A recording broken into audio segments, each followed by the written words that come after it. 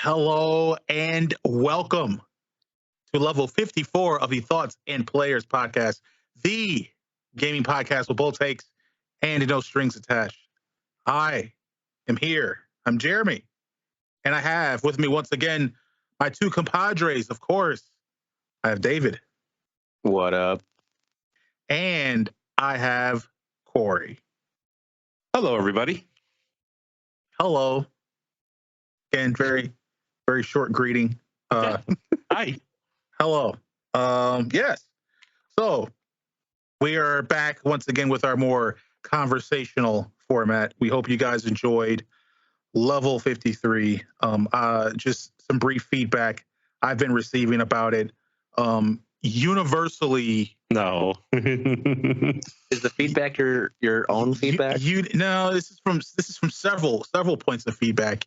Universally dismayed at the outcome of level 53. I told them, hey, look, I believe that it was, fair. That's what I felt. A lot of people thought it's just ridiculous, ridiculous thing. People really had a lot of ire for you two guys. I told them, hey, they're both cool dudes. I don't know why, I think what happened was you thought your natural charm would carry you through, and you didn't really put the work in. All right, because 100% of this game is work. All right, and you just got to come a little bit harder next time, man. That's it. Good luck against David. All of that, a ridiculous statement, a charade, born out of completely unbearable confidence. It's just we must move on. We must move on. Fair enough. Yeah, guys, how you been doing? Pretty all right. Yeah, great. All right, great, cool. How about yourself, Jeremy? Well, again, besides those notes I received for the last level, I've been doing pretty good. Things have been shining bright like a diamond. Nice. Yeah. There you go. Don't diamond shimmer? If the technical aspects of light quality for diamonds is a subject we can get into, but I feel it's for a different episode. Okay. Yeah. So we, of course, start these episodes off. We want to talk a little bit more, have it be more conversational, talk about our journey in lives as gamers. So we're going to start with, hey, what have we been playing? I mean, anybody want to chalk up? Anybody willing to go first on what they've been playing? I can offer up what I've been playing because it's pretty much been one game. Ooh, go ahead. So we'll be brief. And what you got? That game is Wildermyth. I'm still playing Wildermyth because I am on a mission to beat this game. I've invested enough time into it. I have hit a point in the game where the end is near, much as though I feel life. And so I am going to venture through and complete this because I'm just having a ball with it. The stories you can create are so great and dynamic. The characters and the legends that you can create. I mean, you got transformations. I got people missing eyes. I got people missing limbs. They're still out there killing demons and saving people and having romance along the way. Very interesting. One of the story chapters starts you off with 3 heroes. And I had brought in a legend from a previous hero that wasn't ranked up high enough. And I'm like, hey, I want to bring him in. He can kind of be the protagonist of the story. And he was. And then what ended up happening is that the other 2 characters that were randomly generated by the game were 2 brothers. And so how the game starts off is it starts off as a triangle, as a love triangle, possibly. So at one point, I had this buff heroic guy and a love triangle with 2 brothers who happen to be mages. It's very interesting, very different dynamic type of stories going on. Sounds right? magical. It was very magical. Love was in the air, right? One brother got the guy, the other brother spited forever, never to get the love he wanted, but the love for his brother kept him on. I mean, Sounds familiar. It sounds familiar? Yeah. Just a fantastic. So that's really what I've been playing. Diving into the world of Wildermyth, I am in the eyes of the story. I'm going to be near the end very soon, but I'm enjoying every bit of time with it. I have a quick question about Wildermyth. Are you able to name your characters like whatever you want, or is it just generated by the game and it's recommended that you keep them? You can name your characters anything you want, in each story, your group of heroes have a group name. So you're also able to name the groups, which is also kind of cool. It is cool. Every single one of my group names are incredibly explicit, and I cannot say them. But yeah, we started doing a little more conversation. I'm kind of going to go off a little bit on topic, but something we didn't talk about at all before because it's kind of interesting now.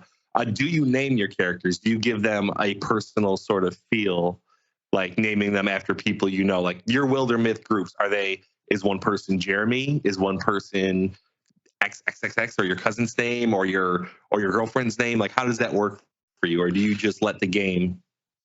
Yeah, I mostly, when it comes to naming, I mostly just find names that I find either funny or that I just find are like random names that I can much more role play in. I feel like if it's someone that I name that's either someone that's close to me or someone that's real, it for some reason takes me out of the game, or it takes me out of the role play versus naming them a name that I think is like native or organic to that game world, and that I can therefore get immersed a bit more in the character, and I can give them the story. I mean, Wildermyth, as much as it's about the combat and the XCOM mechanics of it, it is about building these myths and these stories all on your own and kind of, like getting lost in them, Right.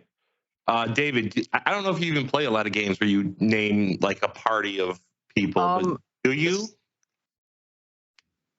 The games I used to play, like Pokemon, I never nicknamed my Pokemon, but like I tried to do like D&D-esque type of games, and I like weird names that start with like X and stuff. So like Xanadu was one of my names, and like Xylophoria was like one of the places they lived, and I just like mashing syllables together that kind of sound like a place or a name. But yeah, no real people, or not. I don't name them Fartnock or nothing like that. All right, well, it's very interesting because I do name them characters like that. Then I need to know something seriously, guys. Like I said, we didn't discuss this beforehand. And am I a creep? Yes. This is a serious question because I will bring up two examples of games. So XCOM, you can name your characters. So of course, and you can customize them. So you can even get them to look like you a little bit. So when I first played XCOM, I did name every single one of my soldiers, and you would go through them a lot. Like this was like 6, 7, 8 years ago when I played XCOM, and I would name myself. I named my wife, who was just my girlfriend at the time. And, I would name future offspring that we obviously didn't have at the time. And I would name my cousins. I would name my friends. I would name everybody. Is that creepy? And I didn't ask. Like, it's not something you need to ask permission for. But like, my cousin Joey, who's been on this show before, he didn't know he was part of this group, and I'm playing as, and I'm like, no, Joey, don't do it, and he died, and it's like, is that creepy that I put him in this game? Not creepy, but I guess you can see it being more immersive for some people. I find it more immersive. The other example I was going to give is Super Mega Baseball. Have you guys played that at all? I have no idea. Very like arcadey version of baseball. They're kind of like, they almost look like knees, but you can name them and customize them. And baseball is it's a large sport. You need like 15 people, 9 position players, a bunch of pitchers, backups. So like that one, I had to dive even deeper. I named my players after coworkers, after friends I hadn't talked to in a while. So, and like I've mentioned this to a very small amount of people, and they thought it was creepy. And they're like, you can't. That last one is a little bit like, you can't be naming it after this coworker. I'm like, but he's like, that's great. The weird he's part. Like, it's like, weird.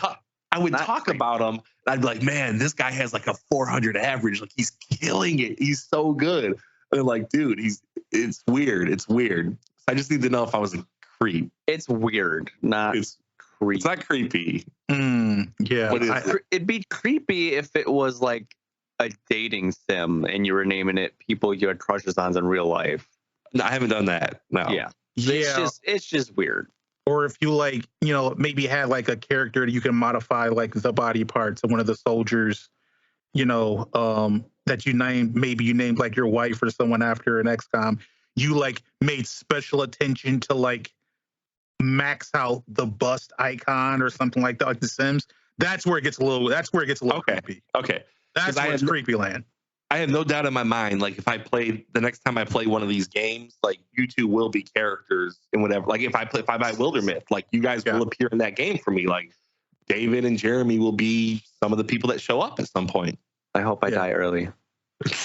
Yeah, I think there's also the possibility that I might also like transfer rage over. You know what I'm saying? Like if I named a character after you, Corey, and your character like missed a critical hit, and therefore I would be kind of mad at you in real life. Like you don't even, like, you're sitting here talking and you don't even know you got Verlandia killed. I mean, you're sitting here like you know, like you're just a normal person. So yeah, I can't do that. That's a little bit of another aspect of it, but mostly it's just the immersion. This name that's like weird and different, and let me kind of immerse myself in that world, you know? Okay. Fair enough. I feel on that because like a lot of actors, especially what is it, Joffrey in Games of Thrones?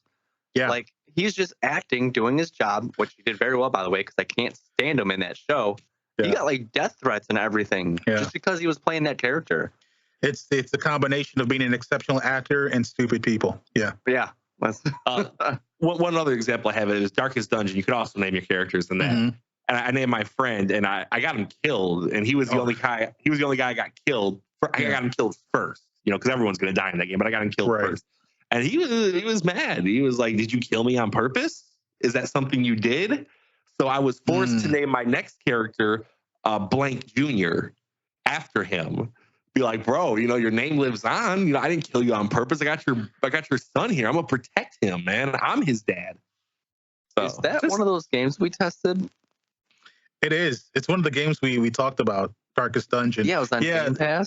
Yeah, games like Darkest Dungeon, XCOM, those are brutal games to name after people, you know.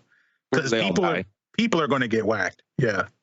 But they invite it. Like, you want to name your character? Yeah, of course I do. Yeah. All right, sorry for that little mini interruption. I was just interested. It's all good. I mean, well, tell us, what have you been playing then? Have you been playing anything that's like strategy tactics, or is it like, are you still in Hogwarts? Is that what's going on? Yeah. I'm actually I have a couple different games that I've been playing. Hogwarts, you kind of mentioned that like after 5 or 6 hours I would kind of get hooked. And that's kind of what happened, because after 5 or 6 hours I got the broom, and the broom just makes the world open up so much.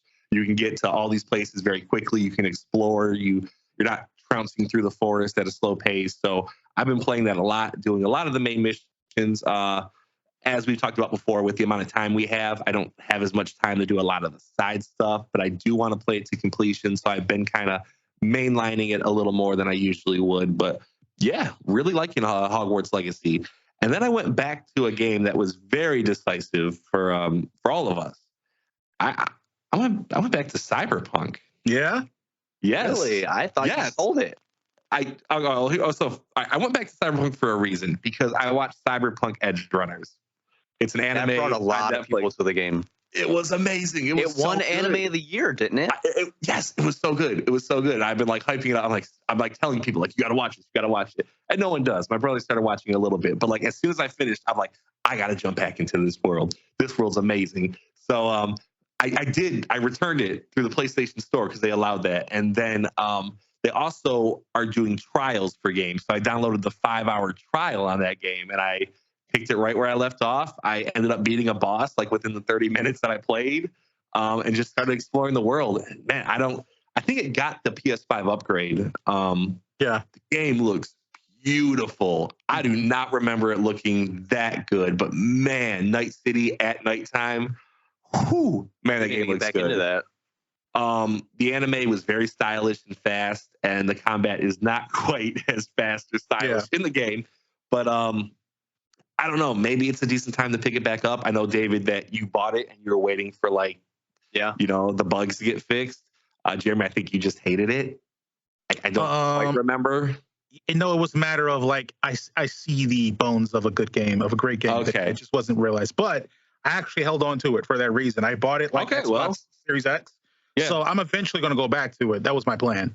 Yeah, I mean, they got the upgrades. They had free DLC in there and stuff. So if ever there was a time, maybe now. David, how about you, man? What you been playing? Well, I do have a question real quick. Yes. So going back to the Hogwarts thing, I saw a meme today. It was a picture of you playing this game. It was like rows of different colors. Yeah. And the caption was, "I would rather play in traffic than play this." What is it? Are you to that point yet?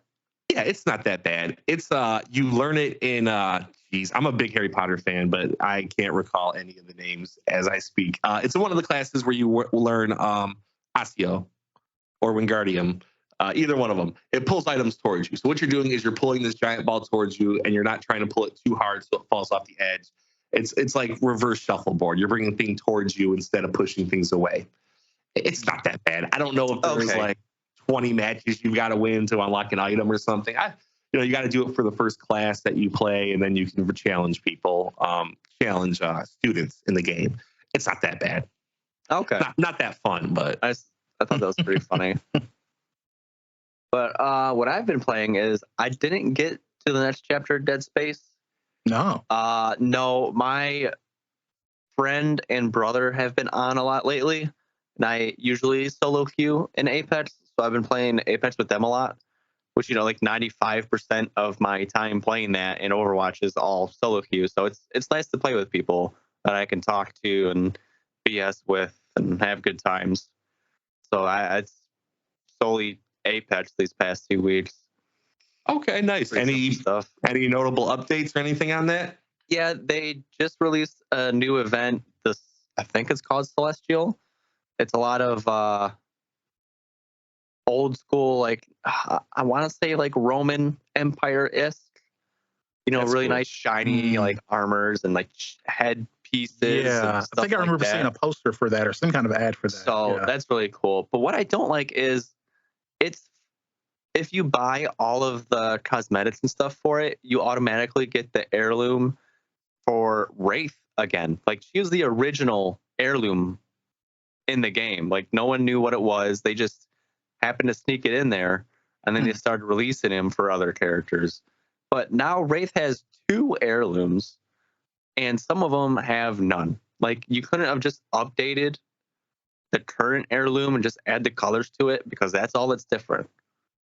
I kind of hate when games do that, like Overwatch. They'll give like costumes for characters that have like 20 costumes already. Yeah. Speaking of costumes, Overwatch, did you see the One Punch? Yeah, One Punch crossover. One Punch for Doomfist, which I think is incredibly smart idea. Perfect idea. Yeah. I will not be getting it, but I liked that crossover. Hey, there we go. All right. Shades to a very dark past. Go on. Very dark time in Jeremy's life. That's okay. We will move on. So, guys, I have something going on here. Like, I'm loving Harry Potter, and I am playing it with almost every free time I had. Like I said, I went into Cyberpunk, but I like to buy new games. Like, that's just the thing in me. Like, I have a compulsion where I'm like, new games, I need to buy them, and I don't know what to buy. I don't know how to judge what to buy. Like, right now, we got Dealer Rhythm Final Fantasy, which is the Rhythm Final Fantasy game, which I love that music. There's another one? Could be a great game. One just came out. Nice. I have the original for, what is it? I think 3DS? It came out, yeah, DS or 3DS. I bought that one too. And I played it like 3 times and forgot about it. Well, I mean, it's on PS5. I'm sure it's on PC. It's a good rhythm game. They have a demo, and I played that, and it's great music. Final Fantasy has some of the best music. I do like their music. Don't play the games. Right. You have Metroid Prime Remastered, which I was looking at because Metroid Prime happens to be a game that's definitely going to be in my top 50 when we do that list. And I've heard great things about the remaster. They actually did a lot to it in terms of a remaster. And then we got something like Octopath Traveler 2. And I don't know why, but I can't pull the trigger on any of them. But I want all of them. I know I can't buy all of them because I'll never play them, and I'm still working on Hogwarts. So I'm trying to figure out your guys' mindset. What gets you to buy a game? It's that simple. Is it strictly like, this was a highly reviewed game in a genre that I like, and now I got to buy it regardless of what happens? Like, what's your guys' backlogs looking like? I don't know. So I just want to hear your guys' opinion. Maybe give me a little bit of clarity so I can help make a decision for myself. David, you want to take this one first, or should I? Yeah, I'll go ahead and go first. Yeah, that's actually a good question. Even like to ask myself because I'm not quite sure. Because like besides Resident Evil, which I almost always get, except for 7, I waited 3 years because I wanted to play VR, but then I said, whatever, it's on sale. But a lot of the stuff that I've purchased lately was for us trying new games and stuff. Right. But I mean, Dead Space just would be, it had a lot of good reviews. It had amazing. A lot of people were waiting for the remake. So I'm like, all right, this has to be a decent game if one, the people waiting for it is and that big of a number, and 2, it's getting a remake. Now yeah. It can't always say, oh, it's getting a remake, it must be all right, but that one for sure. And I like horror type games, but besides that, I like a lot of like rhythm games. So that's like I instantly was looking for that Final Fantasy game as you were talking. Is it on Steam? I am still in process of looking, but it's mostly a recommendation. Okay. It's like I wouldn't have played Apex unless someone told me about it. I wouldn't have played Overwatch if it wasn't for my friend telling me to play it with him. I wouldn't have played half the games I bought in the last 2 years because of this podcast. And I've been amazed by quite a lot of them, honestly. So I guess for me, it's mostly recommendation. Word of mouth. Word of mouth. Okay, yeah. That's the top. Nice. Okay. You want to go next, Jeremy? Yeah. Well, my process is a little bit, maybe not even a little bit, a fairly bit more involved. The first thing that I kind of assess is, does this seem like something that I would just be interested in, just in general, just like subject matter? And then if it goes, yeah, then I need to assess for myself in regards to like what it looks like. Does it aesthetically engage me? What is the narrative component of it? Like assessing all those things. And then jumping further from that, I also look at, okay, what is like the track record of the developer? Like, does the developer usually make good games, or some games I'll just take a leap of faith on because the subject matter I really like it. I like fantasy RPGs. So yeah, when I think their name is South Peak Studios, when they pop up with 2 Worlds, I'll give it a try, right? That's probably a bad decision in hindsight, but I'll give it a try, And then I also look at time, what the investment is. That's maybe one of the things I might research first, especially if a game's like been out for a little bit. Maybe it's like came out maybe a week or so ago. I go and see how long is this going to take to beat this game? What's the average? That's a really big thing for me. We've talked before, last level before, about time investment. So like, what is the time? And then also I look at the price and what is the probability of it going on sale. That's something that I also assess. So it can backfire, right? You can look at a game like like a game like Sleeping Dogs, right? That went on sale not long after it came out, and I snagged it, and it's one of my favorite games. Or in that instance, it's like, oh yeah, I lucked out. I grabbed it immediately. Or you can be like me and wait 2 years for RimWorld to go on sale and realize it almost never goes on sale. Right. So then you have to bite the bullet of, do I think it's worth the full price? So that's usually like my process. I will say for myself, I very rarely buy brand new games, $60 games. It just feels like a bad investment for me unless I know for sure it's something that I'm going to really love and enjoy. The last $60 game I bought was Pokemon Arceus, and I learned my lesson. Okay. I got to make sure that it's something I'm 100% invested in, that I know for sure that I'm going to. So, for instance, you say, well, what game would you spend $60, $70 on? If freaking, what's his name, pops up on stage and says, hey, coming out tomorrow, Elder Scrolls 6, then I'm saying, oh, okay, cool. Here's $400. $400. But besides that, I go through that process with a lot of games. So yeah, it's a bit involved. I can tell. I don't go through that many processes. I don't think. Yeah. Externally, I don't like like internally, like I might be like, oh, this developer sucks. You know, like I'm staying away from them. But I guess I don't have like maybe like a checklist. And I'm sure do you have a checklist, like a legitimate like pen and paper? And I just kind of organically go through it. It's just a process I ended up. Yeah. Yeah, I think my biggest things are I do listen to reviews because I don't want to buy a stinker of a game, and that's not the end all be all. Like if the game gets like a 6 or a 7, which is definitely not like game of the year type game, if it has intriguing setups or gameplay or story, I would definitely buy that. I think a lot of it, now that I'm talking, has to do with timing. Like, you know, I just mentioned 3 games. If these games come out a month from each other, I might buy all 3.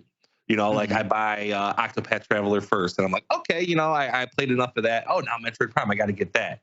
So I think timing has a lot to do with it as well. And then, and going back to timing, I'm like you, Jeremy. I'm kind of the opposite in terms of if a game is a little bit older, I won't wait. Like if I don't buy a game close to release date, I'm like, well, I must have not really wanted that.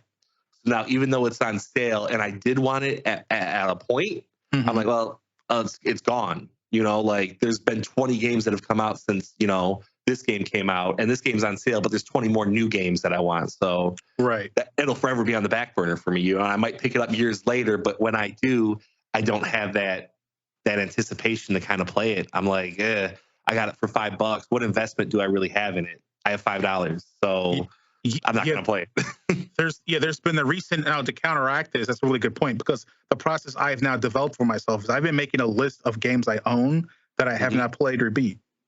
And I'm going to make myself play and beat them, because what happens is you end up backfilling your catalog with a bunch of games that you did want, you eventually got, and then aren't playing because you have another game that you actively are playing at the moment. So, you know, if it's like, oh man, I want to go out there and find a shooter. Like for instance, I just bought BioShock Infinite on Steam. I'm like, man, I want to go ahead and play this shooter. About 3 to 4 months ago, I bought Tiny Tina's Wonderland, and I have not unwrapped the cellophane yet. You know what I'm saying? So, like, I think with those 2 games, it'll be a little bit different, because on BioShock Infinite, I bought it from my Steam Deck, and I'm also finding that I'm able to play games more through completion with my Steam Deck because I can bring it places with me. So time I wouldn't be able to spend playing games, I can spend playing games. But yeah, you do run into that conundrum. So now I'm at this point where I'm like, okay, buddy, you got to start knocking out these games. And I'm going on howlongtobeat.com, and I'm seeing this is a 5-hour investment. This is a 17-hour investment. This is a 20-hour investment. I got a lot of 30, 40-hour investments. And then I get a little bit anxious, like I'm never going to beat this game. Oh my God, I'm never going to beat this game, you know? So yeah, that's definitely a possible folly of that whole process.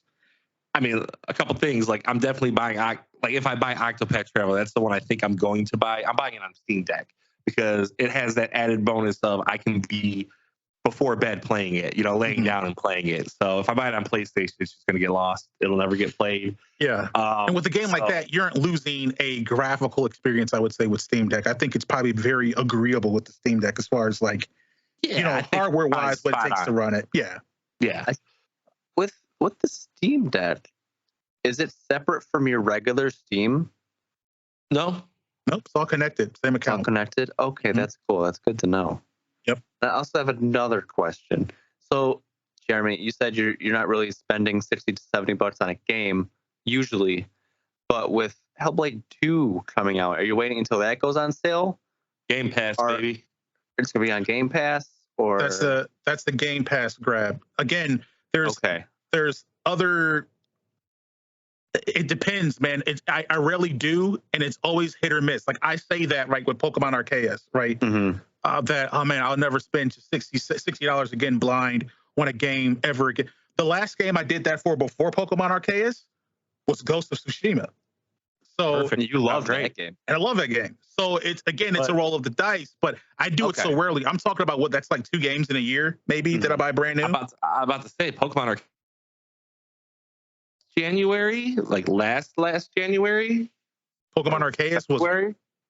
Yeah, it was February, wasn't it? Like last February. It's been over a year since you bought a full.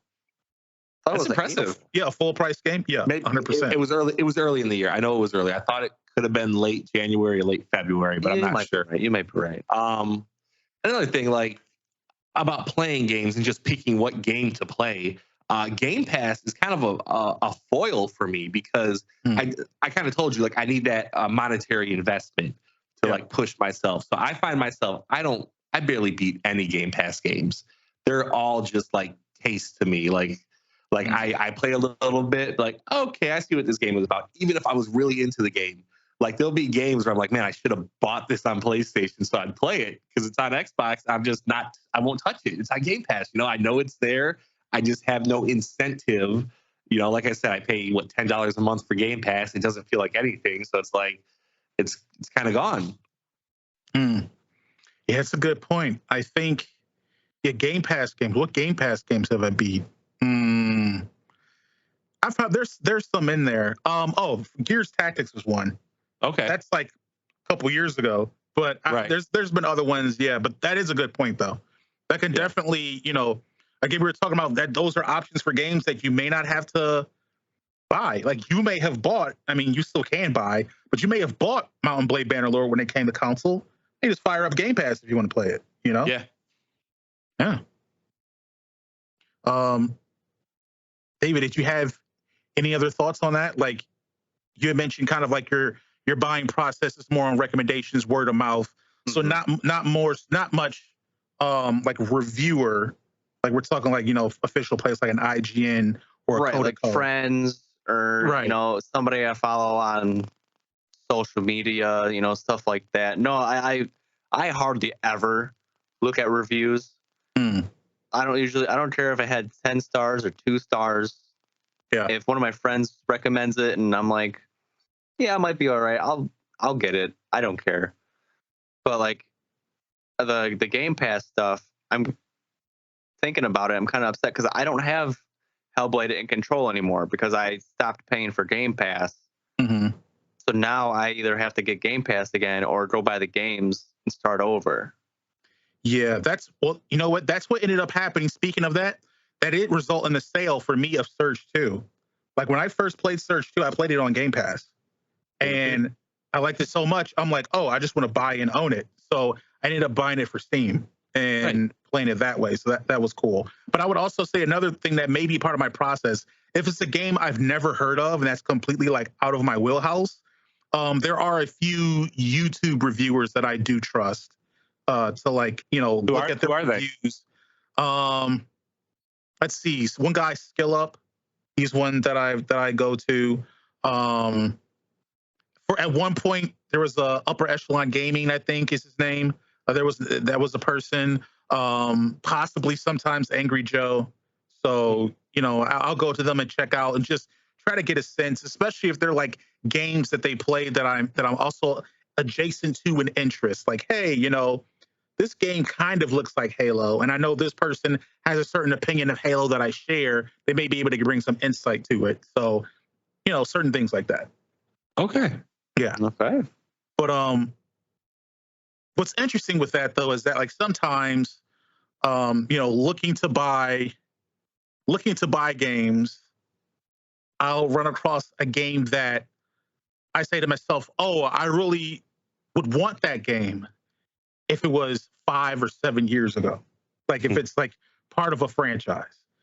So an example that I can really give of this, and I've mentioned this before, being one of my favorite franchises, Dynasty Warriors.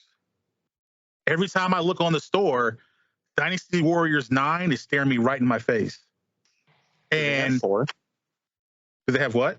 Do they have 4? 4 what? 4 what? Dynasty Warriors 4. Oh, I think. Let it go, David. Yeah, I think. I'll play that one. 20 years old. I don't care. But that's kind of like Glenn's simple point. So like, I see Dynasty Warriors 9, and I've talked before about how Dynasty Warriors 8 is my favorite. I think it's the best one. Yada. Dynasty Warriors 9, they crossed me. They betrayed me. Okay, they stabbed me right in the heart, and I have since then swore off Dynasty Warriors. I don't care about. Yeah, I don't want to cut you off, but this is a relatively new droppage of a franchise. That's what you're talking about, right? Like you fell out of love and you dropped the franchise. So yeah, I'm surprised. You're telling me if Dynasty Warriors 10's Is 10's not out They're yet? dead to me. They're dead to me, Corey. I don't think I believe you, because I think you kind of like that theme so much that if they brought it back to like classic, your favorite kind of, it's just surprising, because that's one game spurns you so bad that you're like, I'm done with the franchise. They did such a disservice to me. Yeah. You know what I'm saying? So, I mean, like, that's my thing. I think infamously for a lot of people, when they go back, they think of RE6, right? Yeah. RE6, a lot of people, it was Fredo. You're dead to me now. I'm not going to mess with you anymore. You know what I'm saying? So, like, that being one, another one that I would say was that way until a remake was announced was Fable, right? And Fable's been going for a while. But, you know, after Fable 3, I was like, you know what? They try to make a Fable 4 or Fable 5. I'm over it. I'm done. They're dead to me, right? Then 10 to 12 years passed, and they said, hey, we're remaking the first one. And I said, we'll see. We'll see. I'm not back yet, but we'll see. So I'm interested in, has there ever been a gaming franchise that you guys, let's say 5, 10, 15, 20 years ago, you loved, and you're like, I'll never betray you, I'll never. And they made a decision with the game or with the license or something that was so egregious that you were like, you know what? You're dead to me. No more. I can't do this anymore. I'm not going to put myself through this. You've lost me. Has there ever been anything like that? Essentially. Because I always talk about it, always bring it up, but the very last game they made was just terrible. Is the Twisted Metal stuff. But like, you would play a new one. I would look into it first, because if it's anything like the last one they made, I'm not buying it, and I've just lost hope for them, and I ain't touching it again.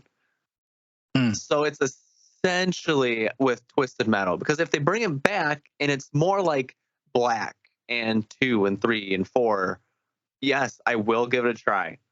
But also the backpack on Jeremy a little bit. I loved Dynasty Warriors 4. Dynasty Warriors 5 was crap. I haven't touched it since. Yeah. All right. Those are mine. Twisted, David, you said your dream game was a remake. I know. It is. And I hope they do it right. But if it's anything like the last one, I'm done for good. Listen, I'm not saying you guys are wrong, but I took this question as this franchise is dead to you. Like, it's dead. Well, Dynasty Warriors for me is dead. And like you said that you would play a remake of Twisted Metal for sure. And Jeremy, you've already admitted that you fell off the train when Fable did a remake. You said, I'm done with Fable. And then you played the remake, apparently. Well, I haven't. The remake hasn't came out. They announced the remake. I thought okay, you will play it though, for sure. 100%. I'll have to look into it. It just really depends. It really depends. If I want to give two franchises for sure I did that with, I would say it's Dynasty Warriors, most recent. And the other one, I think everyone has done, is freaking Need for Speed. I was like super Need for Speed. Oh, God, yeah. I won't buy another one. Won't buy another one. Yeah. Okay. That's fair. It was so I have good. two. It ruined it. I have two that come to mind, and they were yearly franchises that I would buy every single year. One, maybe a little bit of a cheat. It's a sports game. It's Madden. I find myself to be, I used to be one of the biggest Madden fans in the world. I was such a huge Madden fan. You know, I went to a couple, day tournaments and stuff like that. I love Madden. Really? I bought it every year. I didn't care that it was just a roster update. You know, I love playing franchise. I love playing with my friends. And I got to a point where it was just, Jeremy, as you know, it's the same game. And it was slightly worse. Like every year they make it seems slightly worse. So slightly worse. This one hasn't been too long. It's been like 2 or 3 years that I haven't bought the game, but I do not plan to buy the game. I tried 2 years ago when it came to Game Pass through like EA Play, and I played it for a half hour, and I was like, this game stinks. And Madden, I will not buy that again. And unfortunately, I'm not even really that big of a sports fan anymore. You know, with the time that we have, it's like I can't really dedicate my time to the Lions.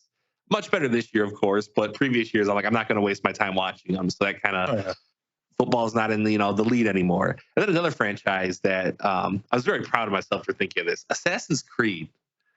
Like, that is a franchise where I bought Assassin's Creed 1, 2. Revelations, Brotherhood, Assassin's Creed 3, because I love the concept so much of the American Revolution.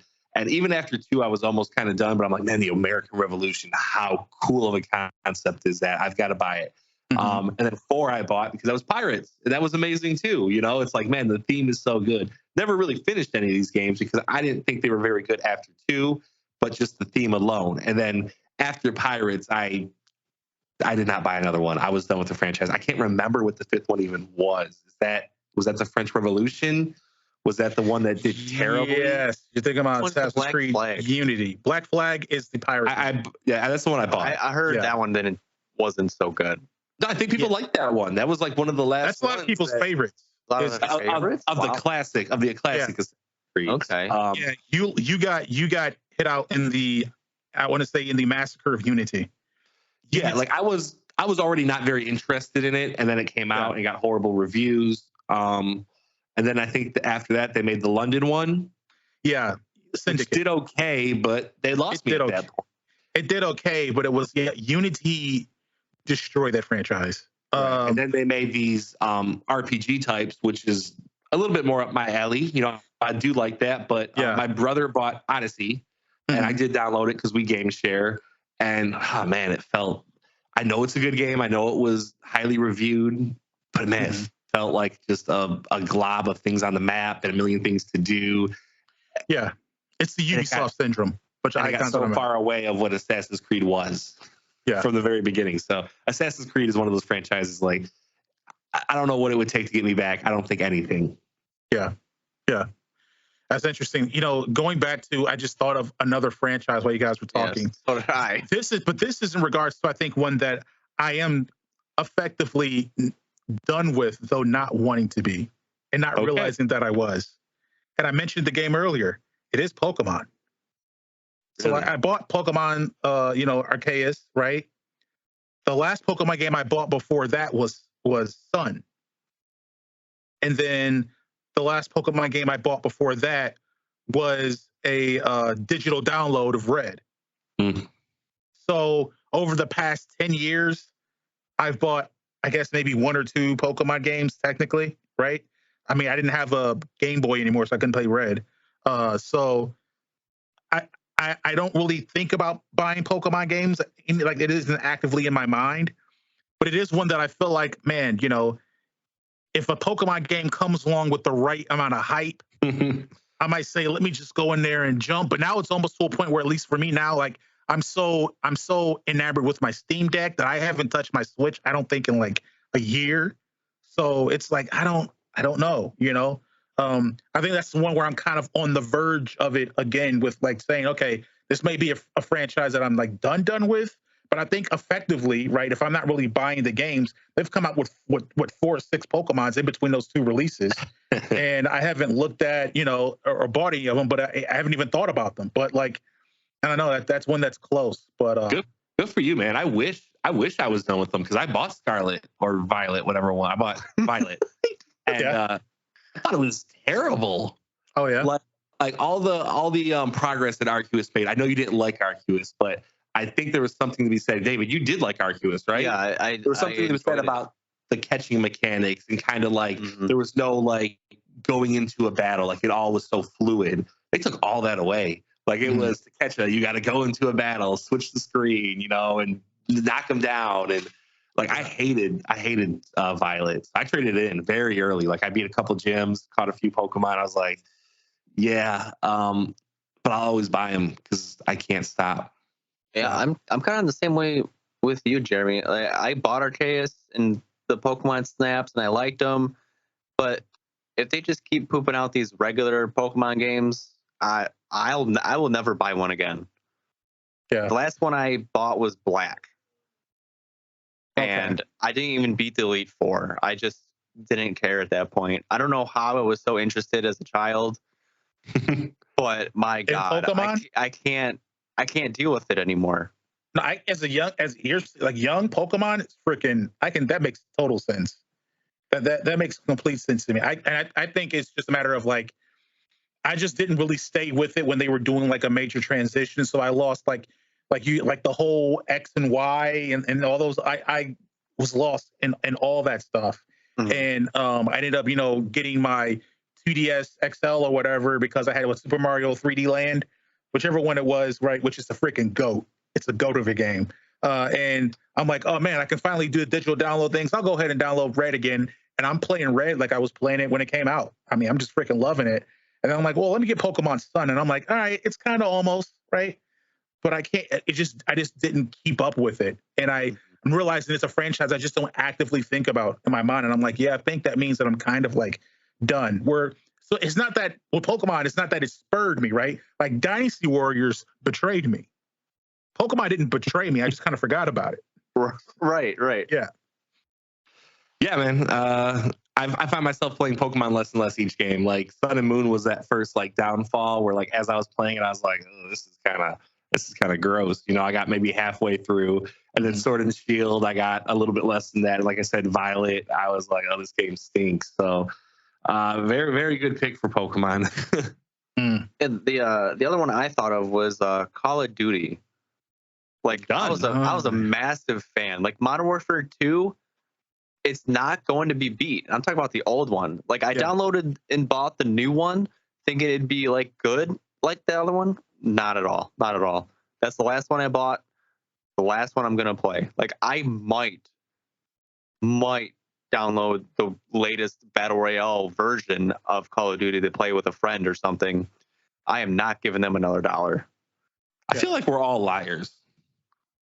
Like even me, like if Assassin's Creed came out with some really cool historical setting, I would probably be back in it. Yeah, well, they'll just because at some point we had the love for these games, and if we could guarantee that love again, I know they are, but like if they could guarantee that love again, I'd be like, yeah, I'll take you back. Well, I mean, they're just gonna dupe us. I mean, I've talked about again how like I would love like a remake of the original Assassin's Creed. If they came out with a new Assassin's Creed that incorporated a little bit more of the stealth mechanics of the original, right? Deny their trajectory of becoming westernized again. They're doing that whole thing again. Let's move more and more west. Move back to some different locale. I mean, they had the side scrollers with Assassin's Creed China Chronicles and the Chronicles in India. And those were really interesting settings. If they move someplace like that, and they don't give me a bloated 150 hour whatever gameplay thing, right. They give me a more concentrated Ghost of Tsushima type of 20-30 hour thing, I might be fully back with them. But I don't know. I think a little bit of the problem is like I'm thinking about Pokemon again. Like, why can't I quit it? I don't think anything's replaced it. Now, David, you said you're not going to go back to Call of Duty. I kind of maybe called you out on that. Like, oh, of course you might. But I think actually games have replaced that for you. Like you are 100% into Apex. You love that game. Yes. And what could Call of Duty offer you that Apex couldn't? Exactly. So yeah, you might not go back to Call of Duty. And like thinking about Pokemon, like there is definitely a lot of monster hunters out there, but they're all kind of at Pokemon's level or a little bit below. Right. So it's hard to quit that. And something like Dynasty Warriors, there's a lot of Dynasty Warrior type games, but Dynasty Warriors itself is pretty unique. You don't have a lot of other people doing that setting with the large scale armies and horribly simple combat. Like that's just not something that a lot of. I did enjoy the Zelda one. Yeah, for sure. Like they make a lot of offshoots of it, and that's fun. But Dynasty Warriors itself, it feels like that's a little bit unique in the gaming space. Specifically, like the story and stuff. Telling the story of the romance of the Three Kingdoms is what catches you. Yeah. So if someone else took that over and made a great game, it'd be like, I never have to think about Dynasty Warriors again. Right. I mean, well, I won't because they're terrible. Okay. And please note that I've said I've given up Dynasty Warriors. I did not say anything about Samurai Warriors. Okay. So that's still out there. That's still a possibility. But Dynasty Warriors, no more. I'm done with you. Little caveat right there. Little caveat. Yeah. Okay, fair enough. Yeah, go ahead. Yeah, no, you go ahead. What you got? I was going to say, just so kind of like buttoning all that up, lost the fan, right? Right. That means that we're just, each of these franchises we've named, we're pretty much not going to return back. We're done. Mm-hmm. It's 100% over. Yeah. We're all agreeing to that right now. We're agreeing. Okay. Mad in Assassin's Creed. With all this talk, how we love all this and we get disappointed by it, and there's so much out there. Why are we gaming? What are we choosing gaming for over any other hobby out there? Why are we not having a woodworking podcast? You know, why are we not a football league legend, whatever they're called, podcast? You know, what attracts us to? I don't even know the name of it. Fantasy League, is that what it is? There you go. Okay, cool. So what attracts you guys to gaming? This is a very deep question. This is, I think, going to be a long conversation and very esoteric. Yeah. Do you guys want to think about it and I'll throw out there? Yeah, for sure. Okay, so what I think it is for me is it first started off as just like entertainment. You know, as a child, something to do. You can do it indoors. You don't have to have somebody else to have fun. You know, I played a lot, you know, Resident Evil, Twisted Metal, other offshoot games I don't even remember. But like nowadays, I just love statistics. Mm-hmm. I don't have statistics of me, you know, how many hours I put into gardening and how many tomatoes I grew that month, and you know how much stronger I got, you know, flipping the dirt over or whatever it's called. And like statistics just keep me going. That's the biggest reason now, like how many hours I've put into it, how many kills I got with each legend on like Apex and stuff, how many wins I have, how many matches I've even played. I just like knowing things and knowing what I've done. It keeps me absorbed into it.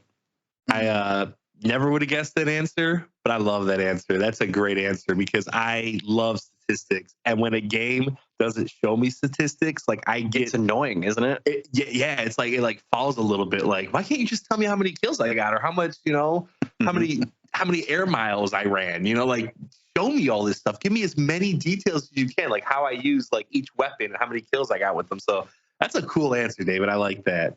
Thanks. Do you think just me spitballing here, putting on my philosopher/psychologist hat, do you think that all those stats and things like that denotes progress? And do you feel like when you're playing games, you feel like you're progressing? You feel the progress, which is why I'm so addicted to competitive mode. Like I don't really play unranked in any game I play. If there's ranked, I'm playing ranked.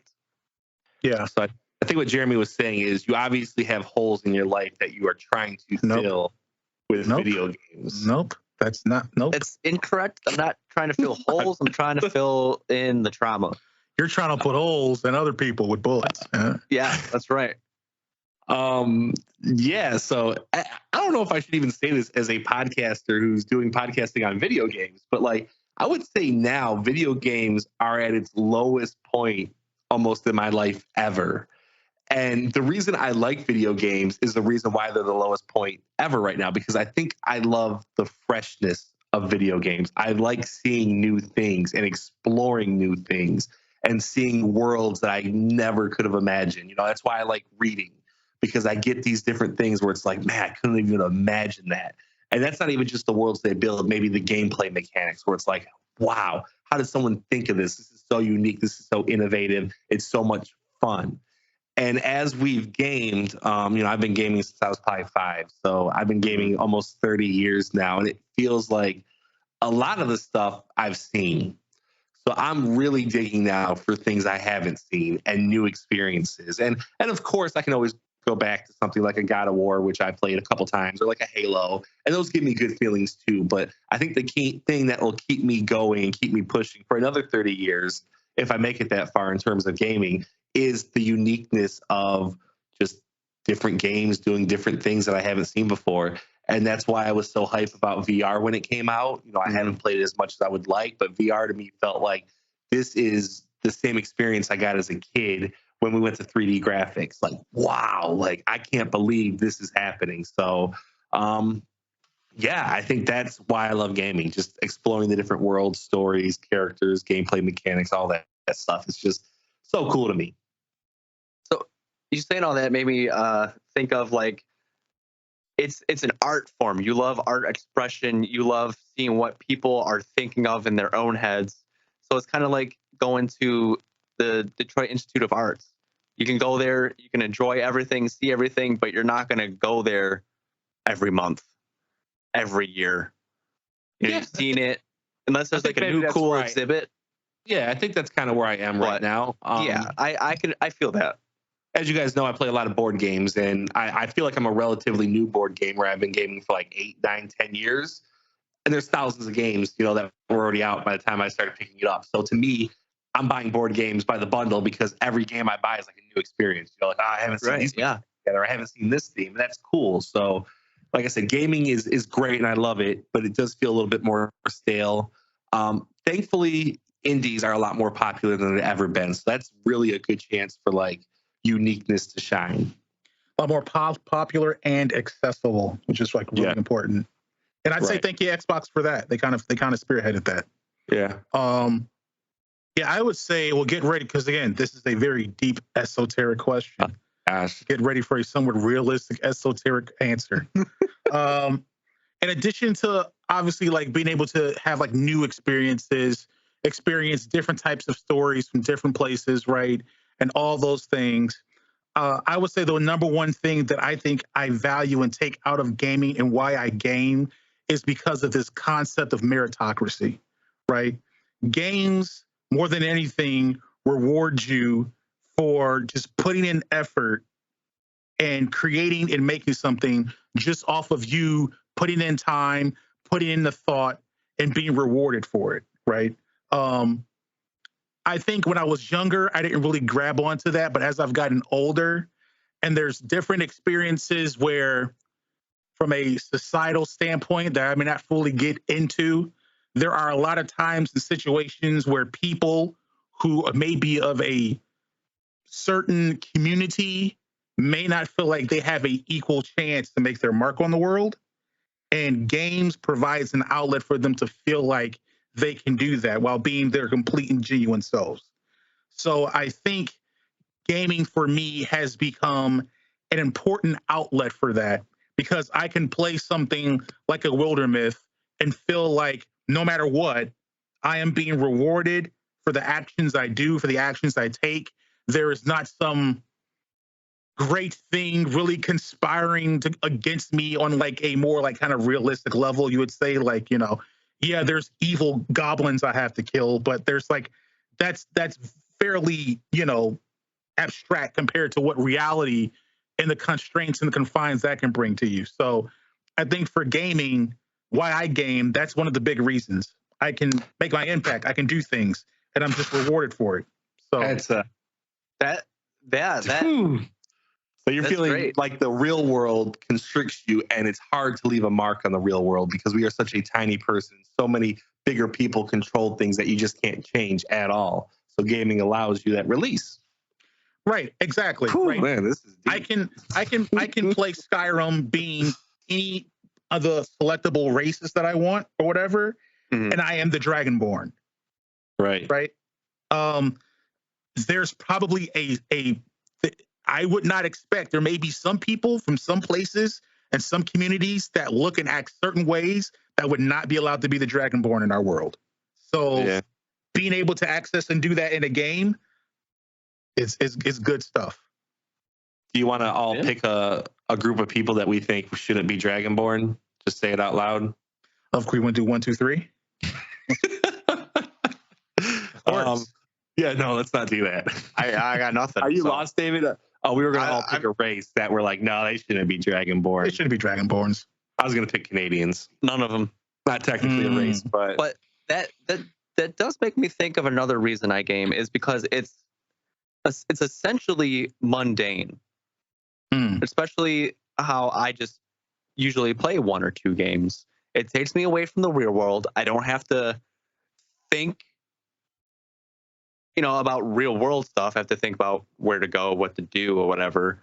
But I don't have to think about my troubles. I don't have to think about what I have to make,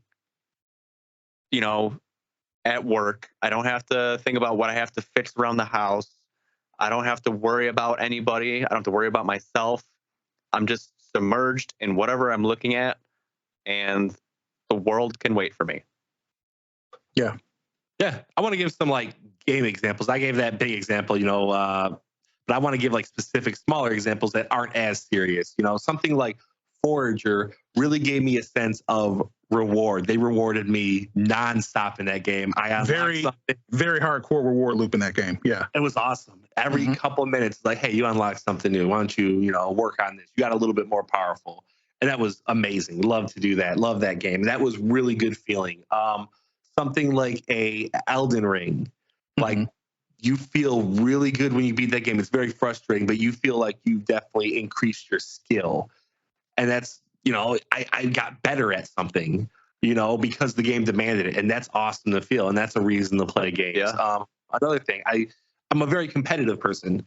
So I do like something like Rocket League, where I put over 500 hours into it. And even David, with Apex, I'm sure you're at least a little bit competitive. You want to win. Yeah. And you get those teammates. I play with my brother and with Eric, my buddy. It's a lot of fun. It's a lot of fun to have a competition where, we're a little bit older now, so we can't all go out there and play sports like we used to back in the day. So Rocket League is a digital sport, and it's a lot of fun, and it's really cool to compete. So those are a couple other reasons. Another reason, and Jeremy, I'm sure you feel this way with strategy games. You use your brain, you think, and you feel smart. You put a strategy in the play and it succeeds and you feel really, really smart. You're like, oh, I did that. I thought of that. That was my game plan. Exactly. So that's really cool. This is how I would have dealt with the Battle of the Bulge. I would have had this thing done in 4 hours, not however many months. That's ridiculous. And those like 4 things that I mentioned, the skill, the reward, the other 2 things, competition, and the thinky. It's hard to get that in the real world all at once under one medium. Obviously you can improve skills at your job, but like it's the video games provide all of that in any kind of genre, so that feeling of like growth and that gratification of it, like, and understanding that games give you that in a very condensed time frame, right? Even if you're talking about something like there may be, let's say you put 2,000 hours in the Apex before you feel like, okay, I'm actually finally good in that game. That's exponentially less time than it would take for you to maybe get that same gratification of doing something like woodworking or something else that's a bit more laborious, right? So like, yeah, it definitely provides that in spades a lot. Yeah, and like woodworking only increases like one of those thoughts. Like I said, I named those 4 things, and that was from 4 different games that you can play within the same week. You can get 4 of those different feelings of being smart, getting rewarded, all in the same week, where you're like, oh, okay. I felt all these different things that made me feel better about myself. So, yeah, for sure. Yeah. Those are some good answers. Well, that's why we game. Yeah. I mean, to expand on literally, that's why we game. Literally, this was kind of deep. But do you see yourself gaming forever? Forever, especially since my son's into it. So yeah, I'll kind of always have someone to play with. Yeah, especially since, like you've been saying, Corey, like sports is taking so much of it's such a back burner for me now. Like I used to be super into football and basketball. Like I don't care about basketball at all. I just don't. It seems like such a small thing. Like why was I, why did I even care? These grown men don't care about me. Why do I care about them? I think it also helps that like a lot of our heroes of the sports are either retired or R.I.P. Kobe. You know what I'm saying? So that kind of helps with being able to detach ourselves from it. But also, life kind of sets that aside for you. Yeah, but gaming takes more of that space for me. I never got tired of hearing about Michael Jordan, but I can't stand hearing about wow. Drawing a blank. Exactly. The Lakers guy. LeBron James? Well, yeah, LeBron James. Like his name's left and right. I'm like, I just don't care. Well, he's out indefinitely now. Let's leave it that way. That's a very good question. I would pose maybe, people that are listening, tuning in, comments, wherever. Why do you guys game?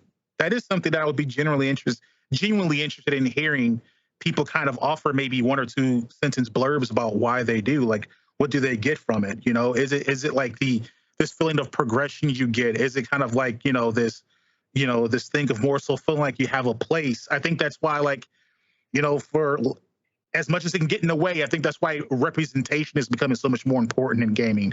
I mean, I don't need it everywhere. Like, I don't need Polygon talking about, hey, why aren't the Moors in Kingdom Come Deliverance? No one cares. Let my guy die of dysentery. But still, I think those components are they matter. They're important to some extent. So right, it already helps immersify the experience for people when they can relate to the people they're playing. Immersify.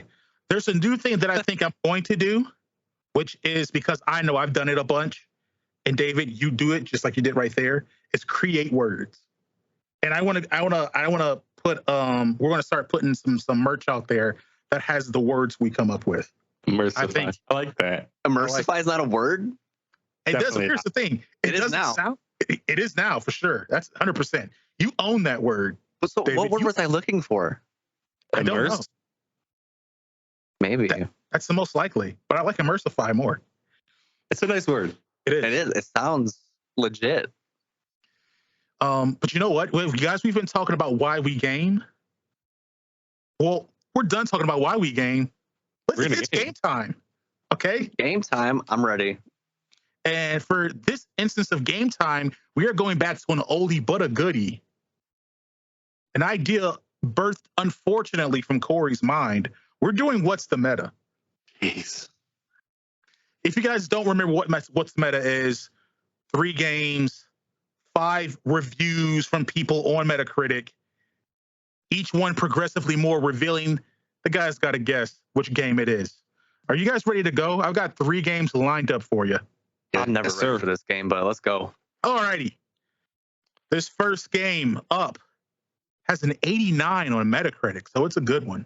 Wow. It's hard to do. Yeah. This one.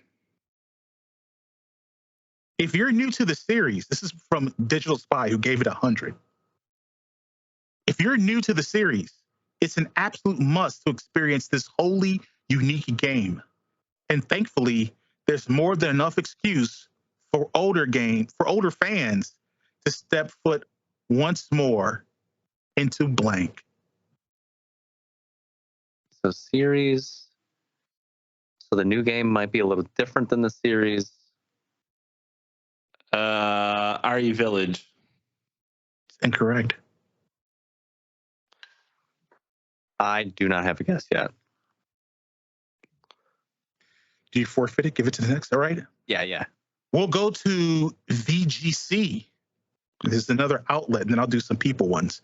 Gave this game an 80. Quote, its impact may be lessened these days, something that's unavoidable given that the source material is a decade and a half old. But from its engaging intro sequence to its controversial and slightly tweaked ending, it's still a thrilling journey through madness.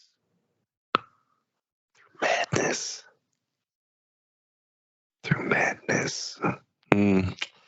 It really hurts my soul that a decade and a half ago was mid 2000s, not the 90s, or so that hurt.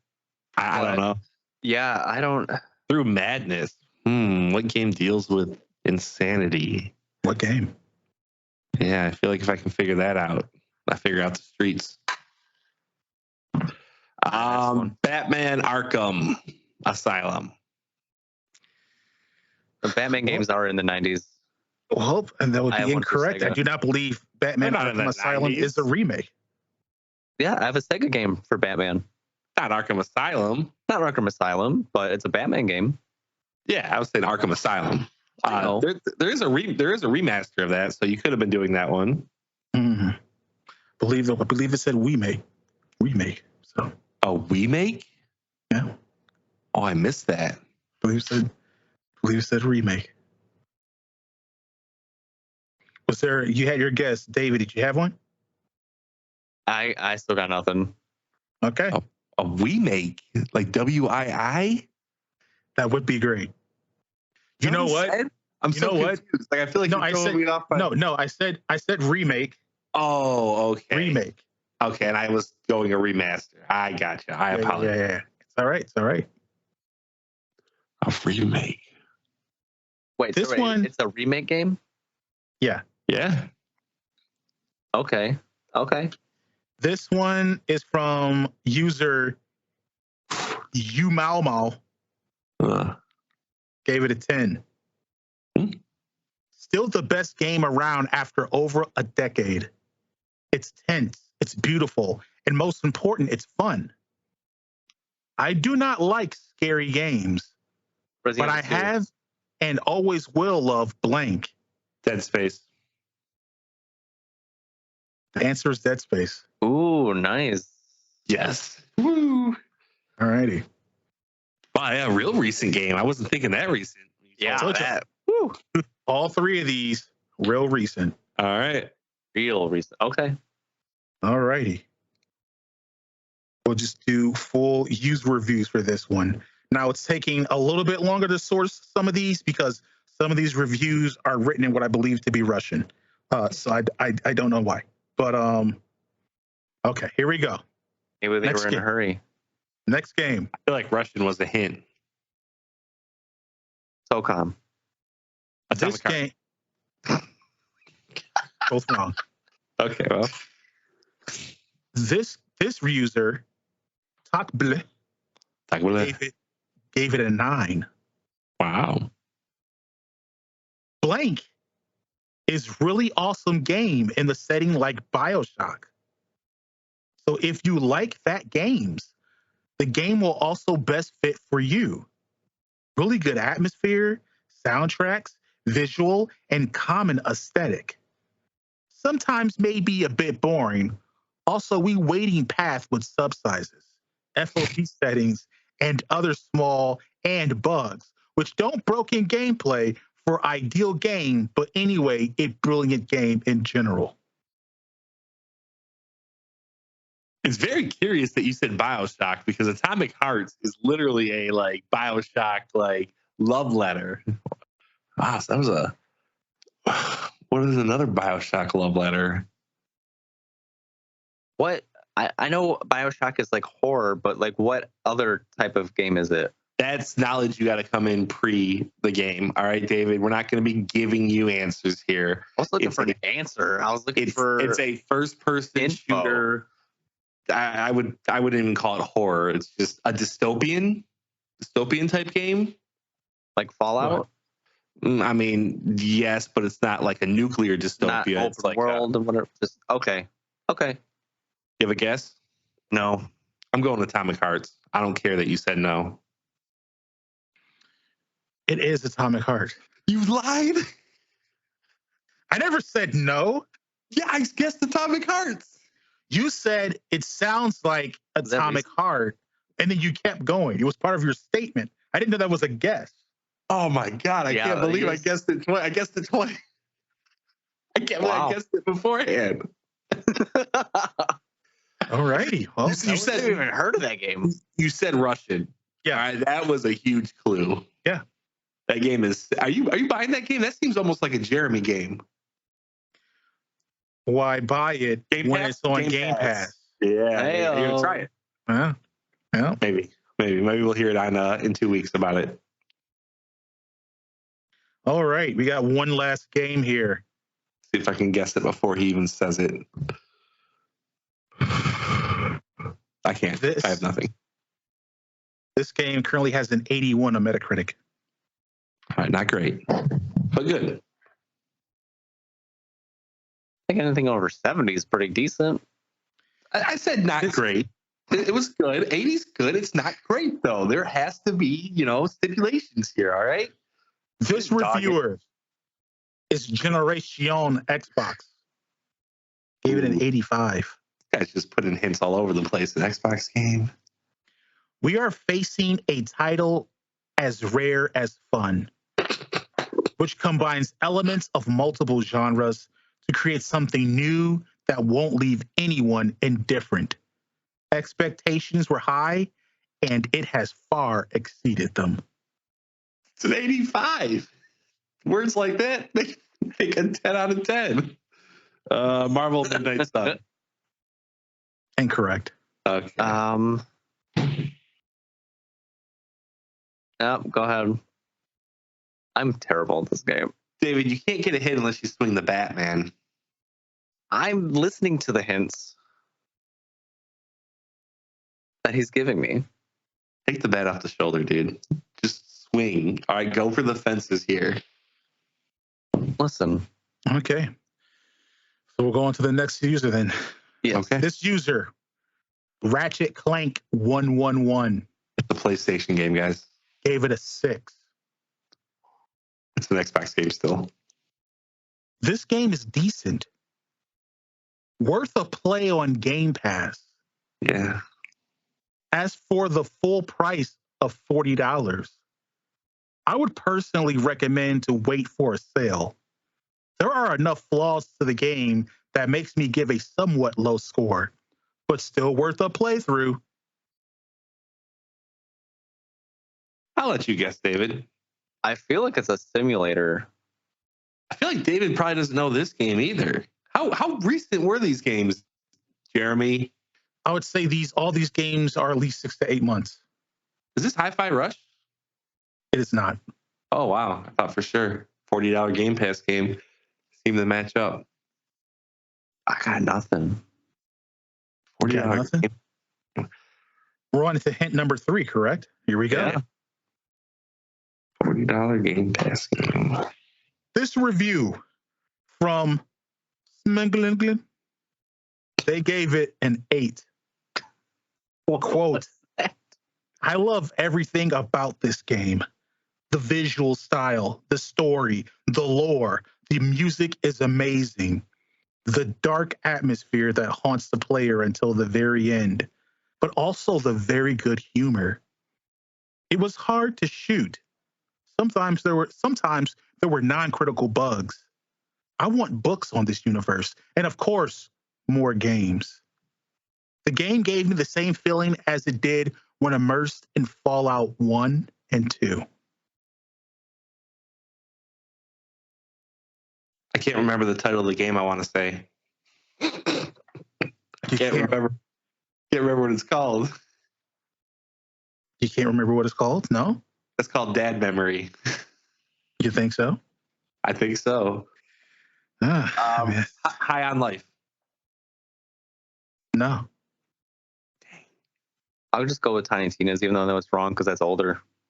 That is incorrect. Yeah. Dang. We're on clue number 4, correct? You said within 6 months, huh? So, yeah, clue number 4. Yeah. Actually, I'm wrong. Up to a year. That doesn't make a difference to me. Okay. This review from Pure Xbox gave it a 90. Blank is a fantastic debut from Wolf Eye Studios. Yeah, like a slick and addictive action RPG that delivers a top-notch narrative alongside some delightfully chaotic combat and a world that absolutely oozes atmosphere. The arcane DNA is evident here in the slick selection of powers and abilities, the choice-driven storylines, and combat that gives you the tools to experiment, to toy with your enemies, and approach problems from multiple angles. Side missions are delightfully well written. There's a ton of dungeons, looting, and crafting to dig into, and beyond a handful of buggy enemy encounters, the whole thing looks, sounds, and plays like a dream. That was the best clue by far, and I feel like I'm way far away than I've ever been. All right. I feel like it's a top-down indie game. Alrighty. Final clue. All right. Final clue. Yeah. This is from True Achievements, who also gave this game a 90. Great game. With a fantastic roster of stories to play through and characters to interact with, Blank is sure to please any fan of the Old West. Its mix of fantasy and spaghetti western tropes blends beautifully to create a memorable experience that twists and turns around the believable and magical. While there are a few quirks here and there, the overall experience feels polished throughout, and Wolf Eye's attention to detail is noticeable in all aspects. The Blank is beautiful, deadly, and free from constraining gameplay choices. You got a guess, David? don't have a freaking clue, man. Weird West? That is correct. Wow, that's a tough one. Jeez. Yeah, that. Woo. Clean sweep for Corey in this one. Not unusual. Who would have guessed, right? Am I right? Not me. I think the question is less of who would have guessed and who would have won it. Anyway, that means we are done with game time. We are moving on to final thoughts. Final thoughts is where each of us give a final thought or comment that we would like to make about something related or unrelated to this podcast episode. So, who would like to give their final thought first? Yeah, I'll go. Maybe this is a little bit of a long one. I don't know. I love the Pokemon games. I've never played the Pokemon trading card game ever. Never even collected them when I was young. No. I got back into it, actually. Really? Mm-hmm. Yeah. Okay, so you're going to like this story because I was going to my board game shop and I saw an ad for a $1,000 Pokemon tournament card game. And, it was like $400 for the first prize. It was like $1,000 pool prize. Right. But I did some research and it's like, man, to create a good deck in Pokemon, it's not that expensive. Like, it's a lot cheaper than, say, Magic or Yu-Gi-Oh! Yeah, top decks their like, cards don't hold value like Magic. Right, it's like $60 to $100 to get like the absolute best deck, like the world champions use. So I bought some Pokemon decks. I've been playing Pokemon a little bit, and it's a nice little card game. It's actually kind of decent. It's easy. It's fun. Mm-hmm. David, do you want to go to some tournaments? Like, I'm down. Yes, I will hit you up, and we will go to some of these local tournaments because I like the idea of like competing against people and just being in that atmosphere. Yeah. That's cool to hear because like my main point was just like try new hobbies. Always come back to video games and play video games, but man, you never know. Like I found so many new hobbies in the last like 8 to 10 years. I mentioned them all before. Lego, board games. Like I said, now Pokemon seems to be something where I'm like, I kind of want to dive into the meta and see what's going on with like the best decks and how people are playing and just have fun with it. So explore new things, maybe find something else that you love. All right. I'm going to piggyback off of that. And I agree because if you need motivation, here might be the motivation. So I'm part of this group with my partner, and we have a word of the month because it's an artist, like a drawing group. So every month we get a word, and we have to draw what we feel represents that word. So like last month's word was preposterous. So I drew me as a Super Saiyan looking at my shelf of collectibles that are all opened and out of the box. That's very preposterous because one, I'm not a Super Saiyan, and two, I don't open my stuff. It's all closed in boxes, everything. That's what I drew. And somebody else drew, actually my partner did. She drew SpongeBob and Patrick all around the fire under the water, preposterous as it is, and she swapped the colors. So SpongeBob was pink with the green and purple whatever clothes. So it actually looked really good with the color swap like that. I really liked it. But yeah, very preposterous. So you can see how different mine is from hers. Yeah, it's the same word. So if you need motivation like that, even if it was for like woodworking, like, hey, our job of the month is a stool. So you and your group of friends make a stool and see what you all come up with. I guarantee not all of them are going to be exactly the same. Because you sometimes people just need a little push. That's my final thought. Yeah, I like it. My final thought is quick piggyback on what you guys are saying with the cards. I was going through some stuff I had in storage and recently discovered my Yu-Gi-Oh card book. So I got to go through that, see what's going on there. Right. Nice. But my actual final thought is it's starting to warm up a little. Next week's supposed to be in the 30s, but the sun's out more. It's starting to warm up a little bit, and I cannot wait to get back out there grilling and smoking. That is my other hobby. All right, man. I like it. Yeah, you throwing more parties to invite us to this year? I mean, if you guys want to come over for some smoked food, for some kind of meat cooked over a fire, I can arrange that for any time. We don't need any kind of special get together. You just say, hey, we want to come over, want to eat some meat on fire. I say, all right, bring over. Well, I'll make sure that it's meat over fire, not on fire. I did catch one of my grills on fire. Oh, snap! But that's fine. I'm thinking about converting it into a cooler. That's cool. So, yeah, so that would be cool. That's cool. Preposterous. It would be preposterous. A grill that's cold. I mean, but yeah, that's pretty much my final thought. Meat over fire. Good. That is it for level 54, the Thoughts and Players podcast. If you liked what you heard, please follow and subscribe to the podcast on all the podcast socials and services. We're on Facebook at www.facebook.com/Thoughts and Players. Took us all one word. We're on Instagram, I think, at thoughts.players. I mean, Instagram feels like it's dead half the time. I don't know what's going on there. We are on Twitter at ThoughtsPlayer2. Definitely not dead over there on Twitter. It's going crazy. Elon Musk is burning it on fire. All this different kind of things. It's great. We are on TikTok, obviously at Thoughts Players. It's always hopping over there. Children dancing. We are also on YouTube, where there's people there as well. We are also, of course, most importantly, on the Patreon. If you would like to support the trio, become a little thotty or a little player, make sure you hop on over to Patreon. All right, we got 3 tiers. I believe it's $3, $5, $7 tiers. You get some nice perks and bonuses. We will soon be having our top 50 games of all times, bonus level parts series that we put out.